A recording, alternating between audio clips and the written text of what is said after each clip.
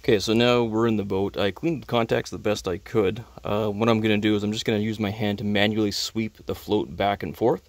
I'm going to watch the gauge to make sure that it can hit all ranges of the gauge and that it's not jumping around too much. I've kind of tested it a little bit already, and it is jumping.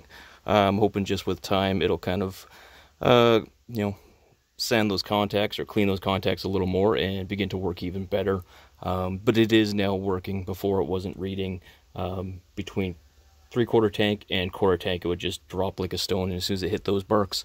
But here I'll just move it back and forth, and I'll put you guys on the gauge to watch it go back and forth. So it's just simple, just moving the sending unit back and forth like this.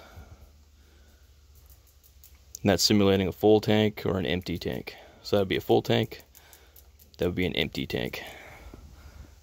I don't know if you can see it. I can't quite see the gauge. It's a little sunny out here, but you can see it moving. So we're at a half tank there.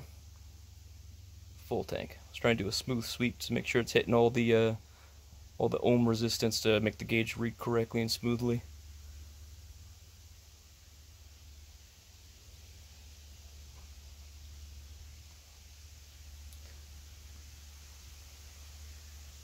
Still a little shaky. But it also could be my hand. I'm trying to hold the camera and the gauge while leaning over the back seat, so it's not ideal. Right there, you can see from 3/4 tank to a half tank, it kind of jumps quite quickly there. I can get it to stay in that middle range, but there's definitely some contact issues there.